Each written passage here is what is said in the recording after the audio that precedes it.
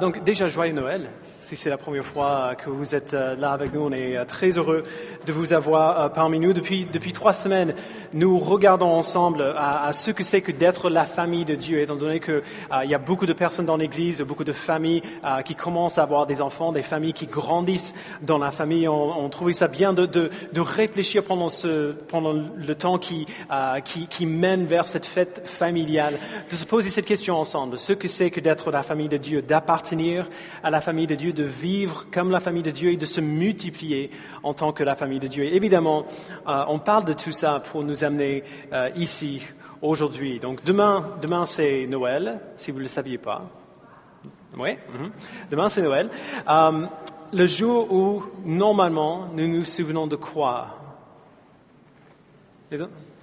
C'est que les adultes qui vont répondre à cette question? Les enfants, on se souvient de quoi le jour de Noël? Oui? De jour où Jésus est né, exactement. On existe en tant qu'Église, en tant que famille, pour parler de ça, pour parler de Jésus aux autres, pour nous réjouir en Jésus, pour chérir Jésus plus que tout. D'ailleurs, j'ai oublié de ramener ça avec moi. Parfois quand même, c'est difficile pour nous de nous souvenir de pourquoi on doit faire cela et comment. Si vous demandez aux chrétiens pourquoi nous devrions aimer Jésus plus que tout, chérir Jésus plus que tout, la plupart des chrétiens, ou en tout cas beaucoup de chrétiens, diraient naturellement parce qu'il est mort pour nos péchés. On est d'accord? C'est un peu la réponse naturelle qui nous vient à l'esprit. Et même si c'est absolument vrai, comme on va voir, la bonne nouvelle de l'Évangile, c'est que nous avons beaucoup plus de raisons que cela. La mort de Jésus à la croix n'est pas du tout la seule raison pour laquelle nous sommes appelés à l'aimer plus que tout, à le chérir plus que tout et à le suivre. Et donc, je vous invite à aller dans vos Bibles, si vous avez vos Bibles avec vous, à la lettre de Paul aux Colossiens. On va commencer, on va être dans le chapitre 1 de la lettre de Paul aux Colossiens aujourd'hui, pour voir juste quelques-unes de ces raisons pour lesquelles Jésus est digne d'être célébré comme ça, digne d'être aimé comme cela. Et puis après, au fur et à mesure qu'on avance, on va voir comment on fait ça dans l'Église. Donc d'abord, regardons juste à Jésus lui-même. Qui est Jésus? Donc je vous invite à le lire avec moi à partir du verset 15. Le Fils, donc Jésus, le Fils est l'image du Dieu invisible, le premier-né de toute la création. Alors, on va juste s'arrêter là un instant. Est-ce que je suis la seule personne ici qui est frustrée parfois par le fait qu'on ne peut pas voir Dieu? Les enfants, ça vous frustre un peu parfois qu'on aimerait voir Dieu, mais on ne peut pas? Je sais qu'on a déjà eu cette discussion plusieurs fois avec Jack, mais Dieu il est là. Pourquoi est-ce que je ne peux pas le voir? On a envie de voir Dieu. On a envie de pouvoir ouvrir nos yeux et voir Dieu dans la pièce avec nous, comme je vous vois aujourd'hui. Mais en fait, même si c'est frustrant pour nous parfois, le fait que Dieu soit invisible, il faut savoir que Dieu s'est toujours montré à son peuple. D'abord, il s'est montré à son peuple dans les choses qu'il faisait, comme si on se rappelle de l'Exode, quand Dieu a sorti le peuple d'Israël de l'esclavage en Égypte. Il s'est montré à son peuple par les choses qu'il disait, comme la loi qu'il a donnée à son peuple par Moïse, qui leur dit à quoi il ressemblait. Quand même s'il s'est montré à son peuple dans les choses qu'il faisait, dans les choses qu'il disait, c'est quand même pas tout à fait pareil que de voir physiquement, en face à face, à quelqu'un. Je vis loin de mes parents et de mes frères. Je peux leur envoyer des lettres, je peux leur parler au téléphone. Et maintenant, quand on est venu en France, Skype n'existait pas. Aujourd'hui, Skype existe. Donc, quand on leur parle, on peut les voir quand même sur l'écran. C'est nettement mieux. C'est quand même pas la même chose que d'être dans la même pièce avec eux, de pouvoir les embrasser, leur faire un gros câlin comme ça. Ce n'est pas la même chose de les voir sur l'écran ou de leur parler au téléphone. Et donc, au bon moment, plutôt que de simplement se contenter à se montrer à son peuple par les choses qu'il faisait et les choses qu'il disait, au bon moment, Dieu est devenu un homme. Il est devenu un homme qui s'appelle Jésus. Et l'apôtre Paul nous dit ici que cet homme, Jésus, c'est l'image parfaite du Dieu invisible. Quand on regarde à cet homme-là, on voit Dieu.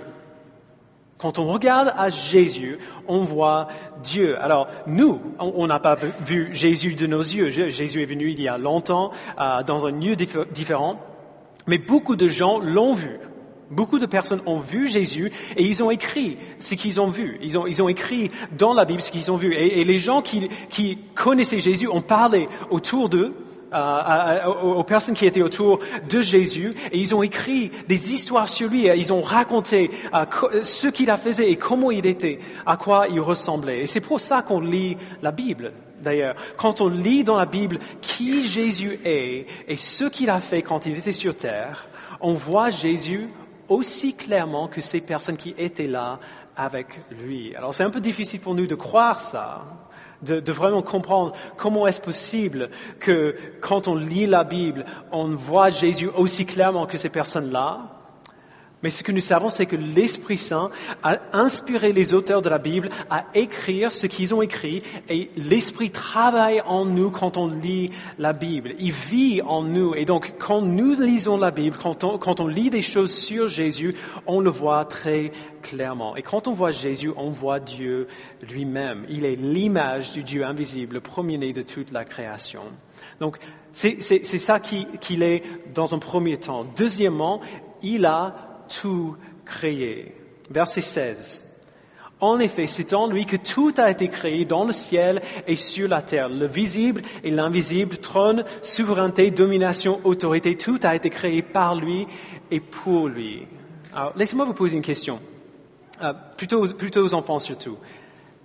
Les enfants, quelle est votre chose préférée? Ok, les Legos?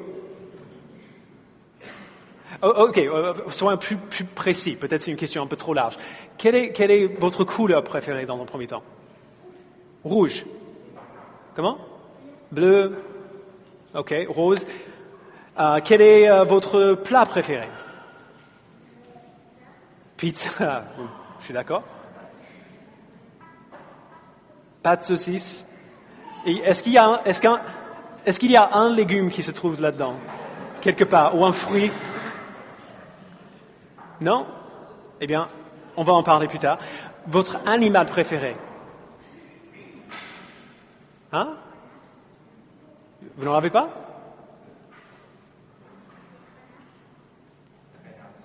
Renard. Ah! Tigre. Ok. Même si vous ne répondez pas à haute voix, c'est pas grave. Voici l'idée, ok? Pensez à la chose que vous préférez au monde, qui existe dans le monde. Pour moi, ce serait le café, le steak, les très grands arbres, les grandes montagnes, une bonne histoire, ma femme, mon fils. Voici les choses qui existent dans le monde que j'aime beaucoup. Alors pensez à toutes ces choses que vous aimez. Toutes ces choses-là ont été créées par Jésus. Si tu aimes beaucoup le rose, c'est Jésus qui a créé le rose. Si vous aimez beaucoup le vert ou le bleu, c'est Jésus qui a créé ces couleurs-là. Si vous aimez les arbres, les montagnes ou les fruits ou les légumes, c'est Jésus qui a créé toutes ces choses que nous aimons. Même les choses que quelqu'un d'autre a fait, comme les Legos, montrent l'image de Dieu en nous, le fait qu'il nous a créés à son image et donc il nous a donné cette capacité à être créatif, à inventer de nouvelles choses tout ça reflète son image. L'apôtre Paul ne parle pas généralement ici en disant que Dieu a créé ces choses. Il dit que Jésus a créé ces choses. Tout a été créé par lui. Alors quand moi j'apprécie une bonne tasse de café ou un bon steak, ou quand je pars dans la forêt pour voir les grands arbres, ou quand je passe un bon moment avec ma famille, Jésus a créé toutes ces choses. Jésus a donné toutes ces choses. Tout ce qui existe à cause de Jésus. Et voici les trucs qu'il faut garder en tête. Il n'a pas créé tout cela principalement pour nous. Il n'a pas fait tout ça tout d'abord pour nous. Et évidemment, ça lui fait plaisir que ça nous fasse plaisir, mais il n'a pas fait pour nous. Paul dit, tout a été créé par lui et pour lui. Je ne sais pas pourquoi j'aime bien savoir que les choses que moi j'aime, qui sont bonnes, que Jésus les aime aussi. Vous avez déjà pensé à ça? Les choses que j'aime, Jésus aime le café. Parce que c'est lui qui a créé le café. Il n'aime pas nécessairement le café pitoyable qu'on en fait parfois, qu'on fait de ces grains, mais le café en soi, il aime les montagnes. Parce que c'est lui qui a créé ces montagnes et il sait qu'elles sont bonnes. Même ces choses que quelqu'un d'autre fait, ça lui fait plaisir quand on met au profit l'image de lui-même qu'il a placée en nous pour faire quelque chose de bon dans ce monde. Jésus a mis toutes ces choses sur la terre afin que nous prenions plaisir en ces choses, mais afin que nous sachions que toutes ces bonnes choses que nous aimons viennent de lui. Il a tout créé. Et troisièmement, avant un autre chant, Jésus soutient tout. Verset 17. Il existe avant toute chose et tout subsiste en lui. Alors ce mot subsiste, c'est un peu dur et c'est un peu plus dur à comprendre, mais c'est très très beau. Ça veut dire que les choses que Jésus a créées, il soutient. Ça veut dire qu'il les maintient, il les garde. Il y a par exemple beaucoup de femmes enceintes dans l'Église en ce moment-là, depuis longtemps d'ailleurs. Ça continue.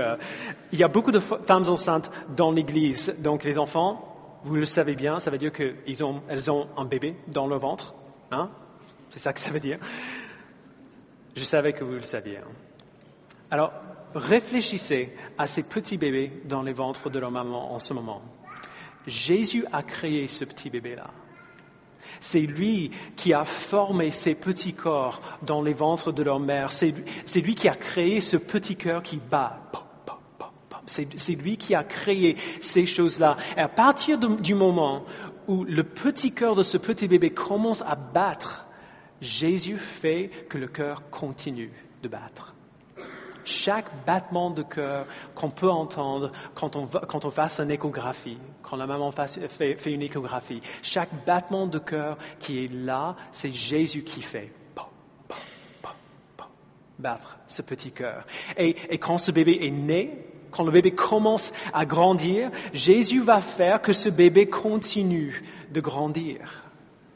Et si ce bébé devient un adulte et vit jusqu'à ses 100 ans, chaque battement de cœur, chaque respiration de ce corps sera soutenu et maintenu et rendu possible par Jésus. Les enfants, ça risque d'être plus facile pour vous que pour nous. Cette idée-là que Jésus soutient tout et maintient tout, c'est peut-être plus facile pour vous à comprendre et à accepter que nous, les adultes. Les adultes ont été beaucoup déçus dans leur vie.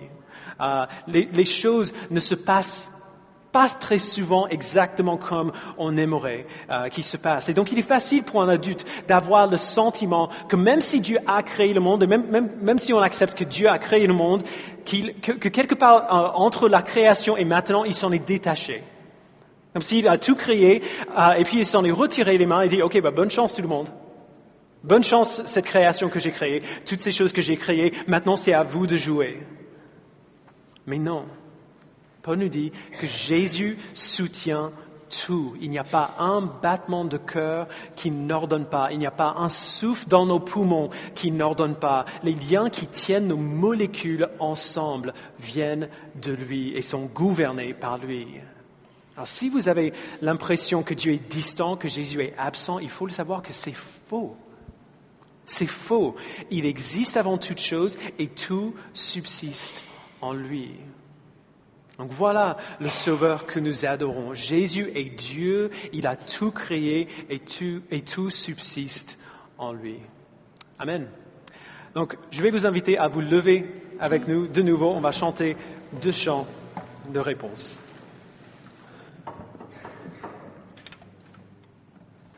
Donc, Nous avons vu que Jésus a tout créé, qu'il existe avant toute chose et que tout subsiste en lui. Maintenant, verset 18, il est la tête du corps qui est l'Église. Alors, on va juste s'arrêter au milieu de cette phrase-là. On parle pendant ce mois, le mois de décembre, de ce que c'est que d'être la famille de Dieu, ce que c'est que d'être l'Église ensemble. La première semaine de notre série, on a vu 1 Corinthiens chapitre 12, où Paul a décrit à quoi ressemble le corps de Christ, la famille de Dieu. On a vu que si nous avons la foi en Christ, nous sommes tous membres de son corps, comme les bras et les jambes sont les membres de nos corps à nous, et qu'aucun d'entre nous n'est insignifiant, comme Paul dit dans le verset 21 d'1 Corinthiens 12. L'œil ne peut pas dire à la main, « Je n'ai pas besoin de toi ». Alors, les enfants, écoutez-moi bien. Je veux que vous le croyiez vraiment, que vous m'entendiez dire ça et que vous ayez la certitude que je dis la vérité, ok? Les enfants, vous n'étiez pas là quand j'ai dit ça aux adultes et je l'ai dit aux adultes. Il est facile pour vous, ou il pourrait être facile pour vous, d'imaginer que parce que vous êtes plus petit, parce que vous êtes moins grand que les adultes, il n'y a pas grand-chose que vous pouvez faire dans l'Église. Il n'y a pas beaucoup de choses d'utiles que vous pouvez faire dans l'Église. Il n'y a pas beaucoup besoin de vous. C'est faux. Nous avons besoin de vous. Les enfants, les adultes ont besoin de vous. Vos parents ont besoin de vous. Vos grands frères et grandes sœurs dans l'Église, ils ont besoin de vous. Nous avons besoin de vous. Très souvent, vous voyez les choses bien plus clairement que nous. Nous, en tant qu'adultes, c'est difficile de croire qu'on a vraiment besoin de Jésus. On pense qu'on est tellement intelligent, qu'on a tellement bien compris les choses et on peut faire tellement de choses. Nous, on a du mal parfois à vraiment croire que nous avons besoin de Jésus. Parce qu'on arrive à faire toutes sortes de choses nous-mêmes. Mais personne n'est trop intelligent pour ne pas avoir besoin de Jésus. Et vous nous aidez à souvenir cela, à nous souvenir de cela. Alors, nous sommes le corps de Christ, adultes, enfants, nous sommes le corps de Christ et nous fonctionnons comme un corps. Nous avons tous quelque chose d'important à faire et tout le monde est nécessaire. Mais ce que Paul dit ici est très important. Si nous sommes membres du corps de Christ, Jésus est la tête de ce corps. La tête, c'est là où il y a le cerveau. On est d'accord? La tête, c'est le membre du corps qui contrôle où vont les autres membres.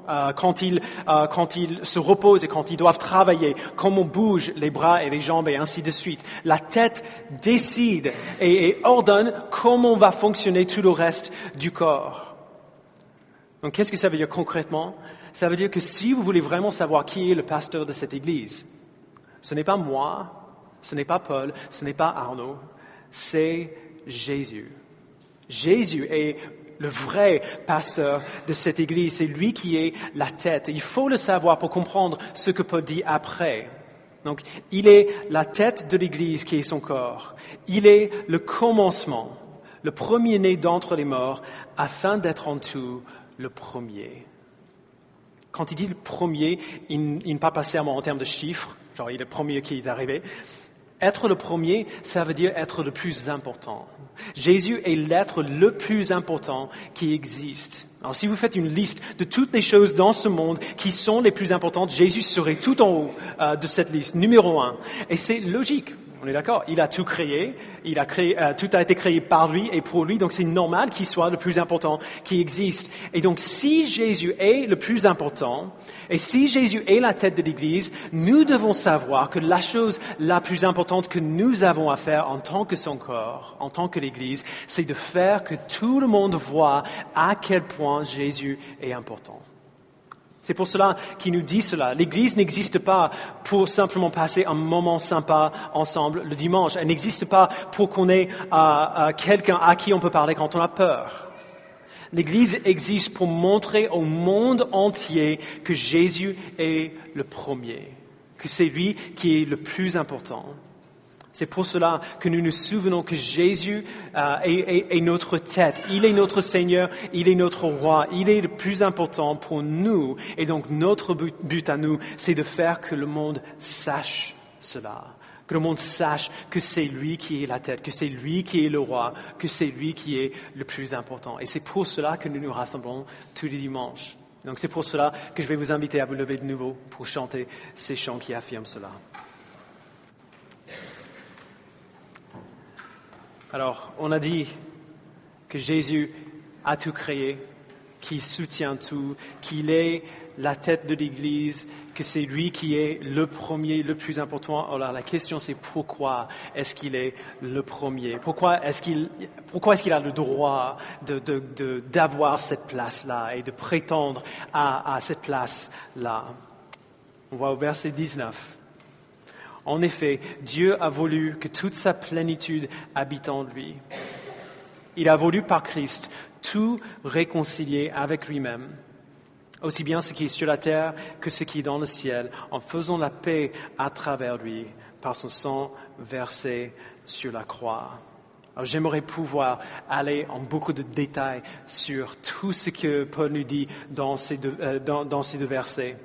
Mais par manque de temps que nous avons ce matin, on va se contenter de dire simplement 2 ou 3 choses. Le premier, c'est que Jésus est le premier parce qu'en lui, toute la plénitude de Dieu habite. On a déjà vu, quand on voit Jésus, on voit Dieu. On n'a besoin de rien d'autre. Même si c'est difficile pour nous de le comprendre, dans cet être humain ordinaire qui est Jésus, quand il était sur terre, on n'aurait pas pensé qu'il était quelque chose d'extraordinaire, on aurait vu un homme ordinaire.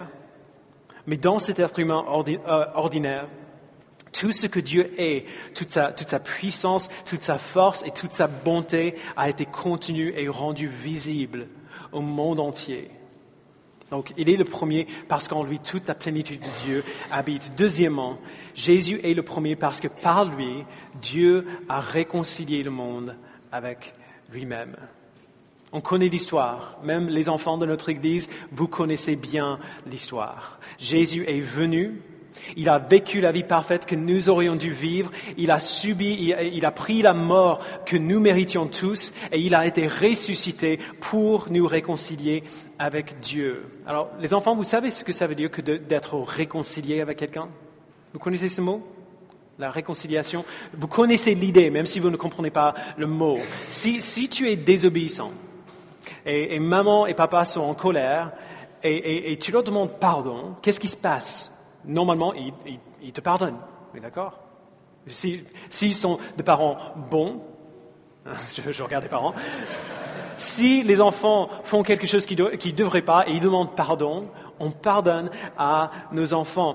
Et si votre famille est comme la nôtre, c'est vrai qu'on est une famille assez physique, en tout cas avec Jack, c'est un peu difficile de ne pas l'être.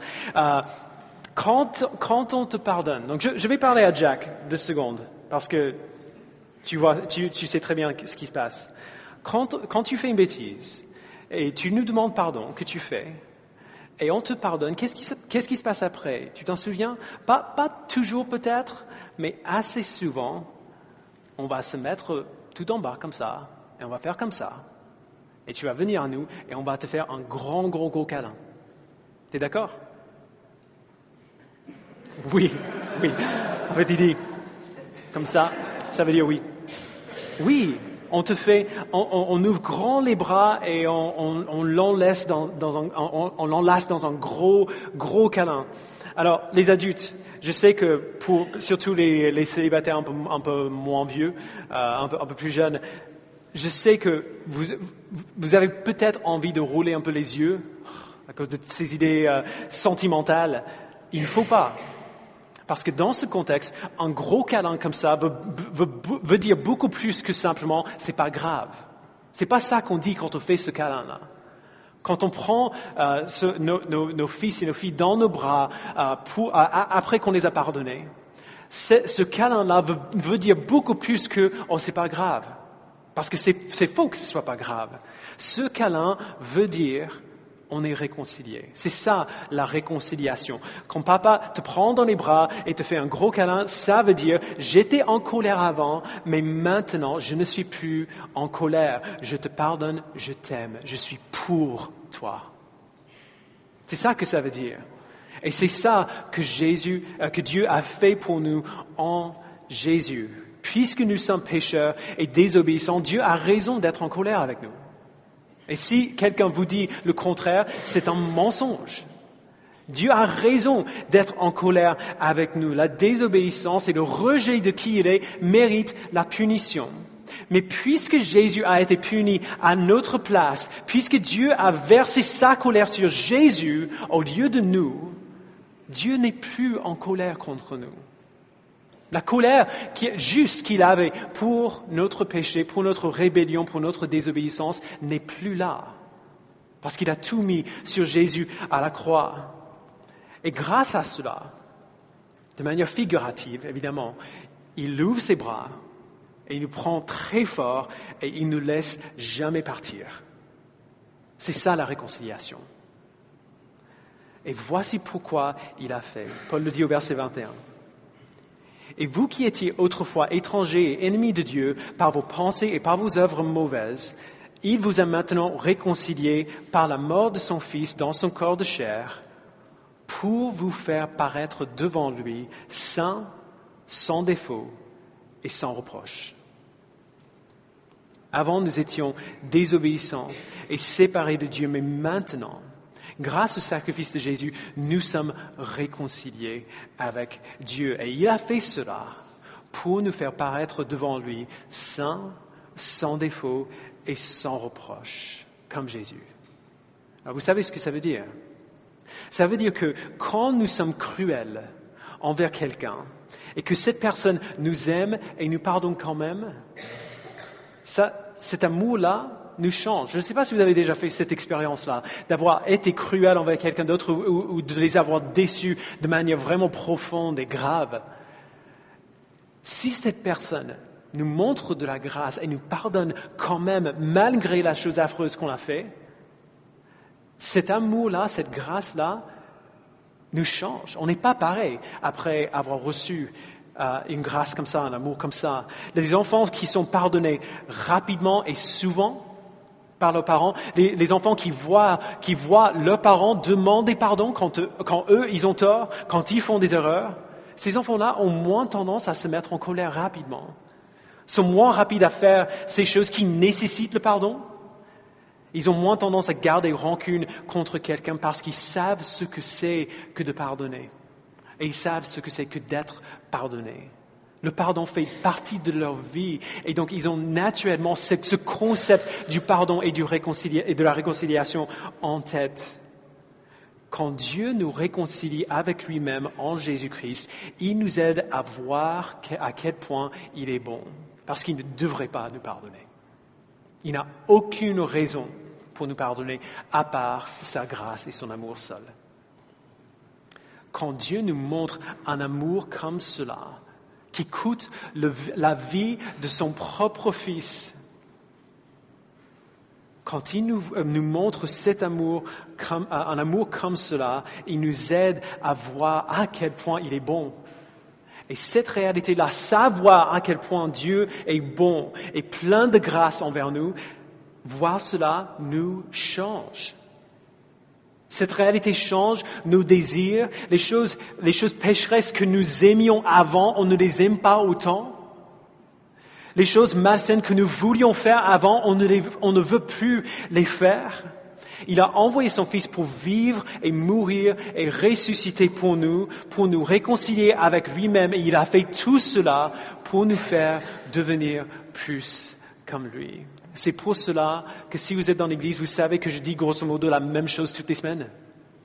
Que chaque message, c'est exactement pareil. On parle de l'évangile tous les dimanches. À chaque fois que nous nous rassemblons, on parle de l'évangile parce que quand on voit à quel point Dieu nous aime et ce qu'il a fait pour nous réconcilier avec lui, cette réalité que nous voyons de plus en plus clairement nous change progressivement, nous donne envie d'être comme lui et moins envie d'être comme nous sommes aujourd'hui. Dieu a fait tout cela pour que nous soyons saints, sans défaut et sans reproche devant lui, comme son Fils. Je vous invite à vous lever pour chanter ce chant de réponse. Alors, on a vu que Jésus est Dieu, qu'il a créé toutes choses, que tout subsiste en lui, qu'il nous a réconciliés avec Dieu pour nous rendre saints, qu'il est la tête de l'Église. C'est qui est Jésus, c'est ce que Jésus a fait. Alors du coup, qu'est-ce que nous on fait? Savoir tout cela, c'est la moteur, c'est l'essence qui donne vie à ce que nous on fait. Mais qu'est-ce qu'on fait concrètement? Paul nous dit au verset 23, « Mais il faut que vous restiez fondés et inébranlables dans la foi, sans vous détourner de l'espérance de l'Évangile que vous avez entendu, qui a été proclamé à toute créature sous le ciel et dont moi, Paul, je suis devenu le serviteur. » Il faut que vous restiez fondés et inébranlables dans la foi, sans vous détourner de l'espérance de l'Évangile que vous avez entendu. Donc je vais traduire ça très simplement. Quand nous savons ce que Jésus est pour nous et ce qu'il a fait pour nous, notre boulot, c'est de nous en souvenir. C'est facile, hein? Notre travail à nous, quand on sait qui est Jésus et ce qu'il a fait pour nous, notre travail, c'est de ne pas l'oublier, de nous en souvenir, de le garder dans nos têtes et dans nos cœurs. Notre appel, c'est de rester fondés et inébranlables dans la foi, de ne pas nous détourner de l'espérance de l'Évangile. Vous voyez, à Noël, on ne fête pas principalement la famille. Évidemment, on va remercier Dieu pour nos familles demain. Le temps qu'on passe ensemble, on va remercier Dieu pour cela. Mais à Noël, on ne fête pas principalement la famille. On ne fête pas principalement les uns les autres. Ce soir, on va avoir beaucoup de monde à la maison, des gens qui n'ont pas nécessairement la famille à Paris. Et donc, on va le fêter en famille ensemble. Mais ce soir, quand on fête cela, on ne fête pas principalement les uns les autres, les frères et sœurs en Christ. On ne prend pas principalement plaisir en les cadeaux, en les sapins, le chocolat chaud, les films de Noël, les chants de Noël. Insérez là ce que vous voulez. À Noël, nous fêtons l'espérance de l'Évangile. L'espérance qui est Jésus. Ce bébé qui est né dans une étable et placé dans une mangeoire, ce bébé Jésus, c'est Dieu. Ce bébé a tout créé. Ce bébé soutient tout ce qui existe. Ce bébé, un jour, après dans l'histoire, grandira et nous réconciliera à Dieu par sa vie, sa mort et sa résurrection. Ce petit bébé est maintenant la tête de l'Église. Nous fêtons Noël. Alors, on a vu une sorte de débat, dispute assez incroyable sur Facebook hier concernant Noël et pourquoi est-ce que les chrétiens devraient fêter Noël et tout ça. Si vous avez vu ça, vous savez à quel point c'est... Mais la raison pour laquelle nous fêtons Noël en tant qu'Église, peu importe comment ou pourquoi ça a commencé, la raison pour laquelle nous on fête Noël en tant qu'Église, c'est parce que Noël nous aide à nous souvenir de l'espérance de l'Évangile. C'est la seule raison pour laquelle nous avons besoin de fêter cela. Pourquoi nous avons envie de prendre un jour à part pour parler comme cela. Nous fêtons Noël parce que Noël nous aide à nous souvenir de l'espérance de l'Évangile. Et on a besoin d'aide pour nous souvenir de l'espérance de l'Évangile. Sinon, la Bible ne nous rappellerait pas sans cesse de le faire. Ce que Paul dit ici est très proche. Si vous étiez là la semaine dernière, vous savez que ce que Paul dit là est très très proche à ce qu'on a vu la semaine dernière dans Hébreux 10. Donc je vous lis Hébreux 10, verset 23. Et il dit « Retenons fermement l'espérance que nous proclamons. » Vous le voyez ? car celui qui a fait la promesse est fidèle. Et après, dans Hébreux 10, l'auteur nous dit comment on fait ça, comment retenir notre espérance, comment rester fondé dans la foi sans nous détourner de notre espérance. C'est ça qu'on a vu dimanche dernier. Veillons les uns sur les autres pour nous inciter à l'amour et à de belles œuvres. N'abandonnons pas notre assemblée comme certains en ont l'habitude, mais encourageons-nous mutuellement. Faites cela d'autant plus que vous voyez s'approcher le jour. Nous nous aidons mutuellement à faire cela en passant beaucoup de temps ensemble et en nous encourageant à nous souvenir de cette espérance, à nous souvenir de ce que Jésus a fait. Et donc pour terminer aujourd'hui, j'aimerais nous donner tous, tout le monde ici, quelque chose à faire pendant le reste de cette journée et pendant demain alors que nous fêtons Noël. Donc d'abord les adultes, j'arrive aux enfants après. D'abord les adultes. Souvenez-vous, s'il vous plaît, qu'il s'agit de plus qu'un jour férié, qu'il s'agit de plus qu'une journée en famille, qu'il s'agit de plus qu'un repas ou qu'un moment. J'aime Noël pas plus que tout le monde, je connais des gens qui l'aiment plus que moi, mais c'est le moment de l'année que je préfère. J'aime énormément toutes les lumières, le sapin, les cadeaux, la musique, toute l'ambiance de Noël, c'est quelque chose que j'aime beaucoup, mais ce n'est pas ça Noël. Tout cela, c'est accessoire. La raison pour laquelle nous fêtons Noël n'est pas pour avoir un jour férié entre la famille. Il y a des chrétiens qui parlent des origines de l'Évangile, comment l'Église s'est appropriée une fête païenne pour en changer le sens. J'ai envie de dire, et alors? Et alors? De bien des manières, c'est encore une fête païenne aujourd'hui, de nouveau. Une fête qui célèbre le consumérisme, l'avarice à fond. Alors, faisons-le encore. Réapproprions-nous cette fête. Rappelons-nous que cette fête n'est pas, premièrement, un jour férié à passer en présence de ceux qu'on aime. Profitons de cette occasion pour nous rappeler les uns aux autres de l'espérance que nous avons en Christ. Ne nous laissons pas distraire par ce qui est accessoire et ne nous laissons pas nous endurcir non plus. Profitons de cette occasion pour nous rappeler les uns aux autres et pour dire aux autres qui est Jésus et ce qu'il a fait. Soyons ouverts, soyons disponibles, encourageons-nous les uns les autres à voir au-delà du jour férié pour voir Jésus. Ce petit bébé qui est la tête de l'Église, qui a tout créé, qui soutient tout, qui nous a réconciliés avec Dieu. Alors, les enfants, j'ai quelque chose pour vous aussi. Quelque chose que j'aimerais vous demander de faire aujourd'hui et demain, alors qu'on fête Noël ensemble avec vos familles. À Noël, peut-être plus qu'à tous les autres moments de l'année, les adultes ont besoin de vous. D'accord? Parce que nous, on a du mal à faire ce que je viens de dire. Et donc, nous avons besoin de votre aide pour le faire. Vos parents ont besoin de vous. Voici ce que nous avons besoin que vous fassiez. D'accord? Tout le monde écoute bien? Rappelez-nous, donc rappelez à vos parents, aux adultes, rappelez-nous de Jésus pendant Noël. Ne laissez pas oublier Jésus. Trouvez un adulte, que ce soit vos parents, vos tantes, vos oncles, vos voisins, les adultes qui sont là à l'église autour de vous. Trouvez un adulte et posez-lui des questions sur Noël. Posez beaucoup de questions. Embêtez-nous avec vos questions. Demandez-nous de vous raconter l'histoire. S'il y a quelque chose que vous ne comprenez pas dans l'histoire de Noël, alors demandez-nous de vous l'expliquer. Ça nous fait beaucoup de bien. C'est quelque chose que nous avons besoin de faire, de raconter 1000 fois la même histoire pour que nous on puisse mieux la comprendre. Ça c'est quelque chose. Poser des questions incessantes comme ça, c'est quelque chose que vous faites vraiment bien.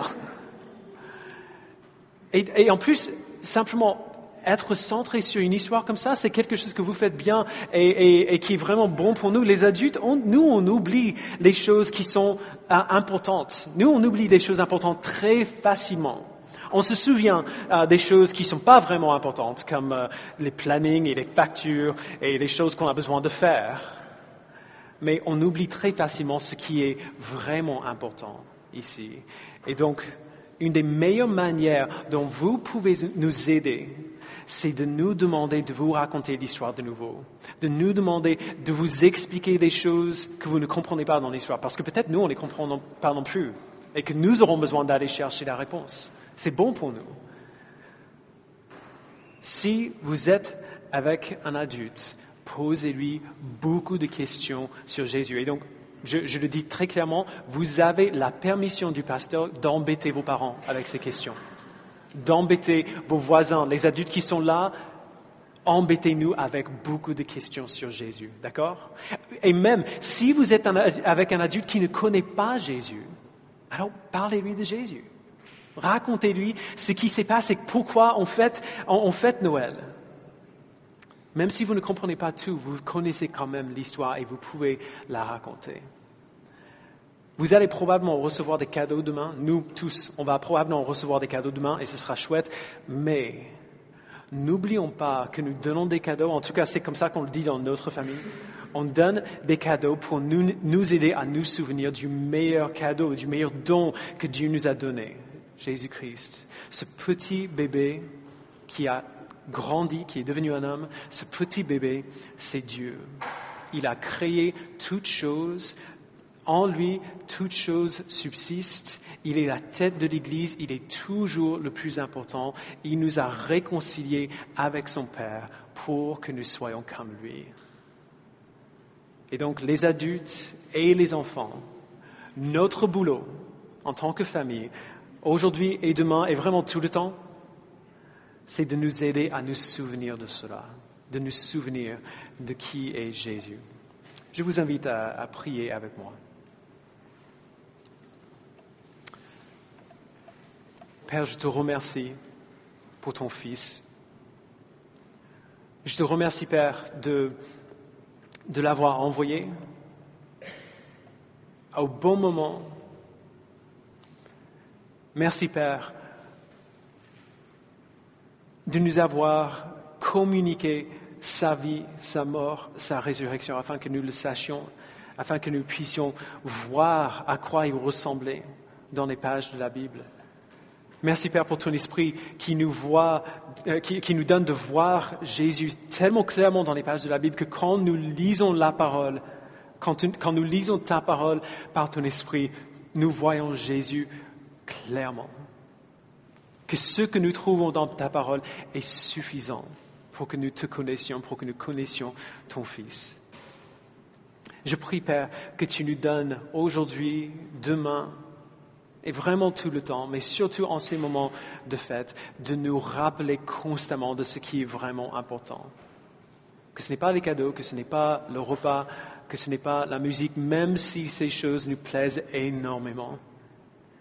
La raison pour laquelle nous fêtons Noël, c'est pour nous souvenir de l'espérance de l'Évangile. Donne-nous, Père, de garder cette espérance en tête.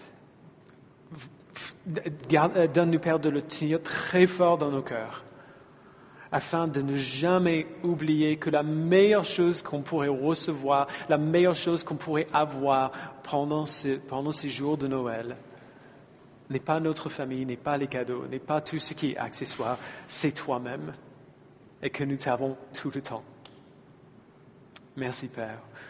Au nom de Jésus, nous le prions. Amen.